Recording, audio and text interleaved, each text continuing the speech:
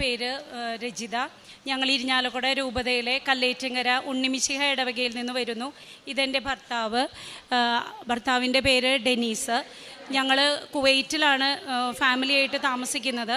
ഞങ്ങൾക്കൊരു മകനാണുള്ളത്. ആൾ 22 വർഷമായിട്ട് അവിടെയാണ്. ഞാനും മകനും ഒരു 12 വർഷമായിട്ട് അവിടെയാണ്.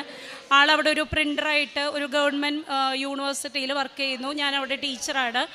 കഴിഞ്ഞ വർഷം ഞങ്ങളുടെ ജീവിതത്തിൽ ഈ 2024 ഫെബ്രുവരിയിൽ വലിയൊരു ഇടപെടൽ മാതാവിൻ്റെ ഉണ്ടായത് സാക്ഷ്യപ്പെടുത്താനാണ് ഞാനിവിടെ നിൽക്കുന്നത്. അതിനു മുൻപ് തന്നെ പറയട്ടെ, എൻ്റെ ഭർത്താവ് ആദ്യമേ ചെറുപ്പം തൊട്ടേ മാതാവിൻ്റെ വലിയൊരു ഭക്തനാണ്.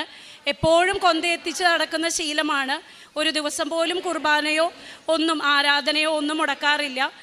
പ്രസ്സിൽ വർക്ക് ചെയ്യുന്നത് കൊണ്ട് തന്നെ പലപ്പോഴും നൈറ്റ് ഷിഫ്റ്റുകൾ വരാറുണ്ട്. നൈറ്റ് ഷിഫ്റ്റ് വന്നാൽ പോലും അവിടുത്തെ 5:45 രാവിലത്തെ കുർബാനയ്ക്ക് എങ്ങനെയെങ്കിലും ആൾ അഡ്ജസ്റ്റ് ചെയ്തെത്തുകയും കുർബാനകളിൽ പങ്കെടുക്കുകയും ചെയ്യുമായിരുന്നു. കഴിഞ്ഞ വർഷം ഈ 2024 ഫെബ്രുവരിയിലാണ് ഞങ്ങളുടെ ജീവിതത്തെ മാറ്റിമറിച്ച സംഭവം ഉണ്ടാകുന്നത്. ഞങ്ങളുടെ മകൻ്റെ +2 പരീക്ഷയ്ക്ക് വേണ്ടി മകൻ ഒരുങ്ങിക്കൊണ്ടിരിക്കുന്നു. ഞങ്ങൾക്ക് ആകെ ഒരു മകൻ മാത്രമേ ഉള്ളൂ. ആ സമയത്ത് ഫെബ്രുവരി ആദ്യത്തെ ദിവസങ്ങളിൽ ഒരു 3-ാം തീയതിയൊക്കെ ആയിട്ട് ആൾ എന്നോട് പറയുകയാണ്, അവിടെ വിൻ്ററാണ്, അപ്പോൾ നല്ല തണുപ്പാണ്, എൻ്റെ കൈ ഭയങ്കര മരവിപ്പുണ്ട്, എന്താണെന്ന് അറിയില്ല. അപ്പോൾ ഞാൻ പറഞ്ഞു, അത് ചിലപ്പോൾ ഇപ്പോൾ ക്ലൈമറ്റ് ചേഞ്ചിൻ്റെ ആയിരിക്കുമല്ലോ, അത് അത്രയ്ക്ക് അങ്ങോട്ട് ശ്രദ്ധിച്ചില്ല. അടുത്ത ദിവസം ആളുടെ ജോലി സ്ഥലത്ത് നിന്ന് എനിക്ക് കോള് വരികയാണ്. ആളെ അവിടുത്തെ ഒരു ഹോസ്പിറ്റലിൽ അഡ്മിറ്റ് ചെയ്തേക്കാണ്. കാരണം അവിടെ ജോലി ചെയ്തുകൊണ്ടിരിക്കുമ്പോൾ പെട്ടെന്ന് ആൾ പറയുന്നത് കൂടെയുള്ള സ്റ്റാഫിനൊന്നും മനസ്സിലാവുന്നില്ല. പെട്ടെന്ന് ഹോസ്പിറ്റലൈസ് ചെയ്തു. അവിടെ ചെന്നപ്പോൾ പ്രഷർ 179/100 നിൽക്കുന്നത്. അവിടെ പക്ഷേ കുവൈറ്റ് ആയതുകൊണ്ടും അവിടുത്തെ ഒരു നിയമം അനുസരിച്ച് അങ്ങനെ പെട്ടെന്നൊന്നും അവർ നമ്മൾക്ക് ചികിത്സകൾ ചെയ്യില്ല. അവരുടേതായിട്ടുള്ള ഒരു പ്രൊസീജിയറുകളുണ്ട്.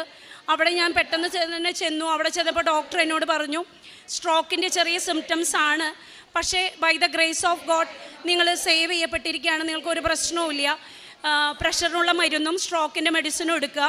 ഒരാഴ്ച കഴിയുമ്പോൾ നിങ്ങളിവിടെ വന്ന് OPDയിൽ കാണാൻ പറഞ്ഞു. അങ്ങനെ ഇരിക്കുമ്പോൾ ഒരു ബുധനാഴ്ച, 1 വീക്ക് ആയിട്ടില്ല, ഒരു ബുധനാഴ്ച തൊട്ട് ആളുടെ സ്പീച്ച് മുഴുവൻ ആൾ വിചാരിക്കുന്നത് ആൾക്ക് പറയാൻ പറ്റുന്നില്ല.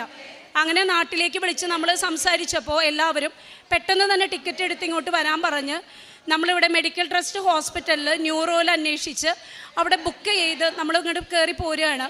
ഞായറാഴ്ച വൈകുന്നേരം നമ്മൾ അവിടെ നിന്ന് കയറി. തിങ്കളാഴ്ച രാവിലെയാണ് ഇവിടെ എത്തേണ്ടത്. വരുന്നതിന് മുൻപ് ഡോക്ടേഴ്സിനോട് 2-3 പേരോട് യാത്ര ചെയ്യുന്നത് കൊണ്ട് കുഴപ്പമുണ്ടോ എന്ന് ചോദിച്ചു. ഡോക്ടേഴ്സ് പറഞ്ഞു കുഴപ്പമൊന്നും ഉണ്ടാവില്ല, കാരണം മരുന്ന് ഓൾറെഡി എടുക്കുന്നതാണല്ലോ.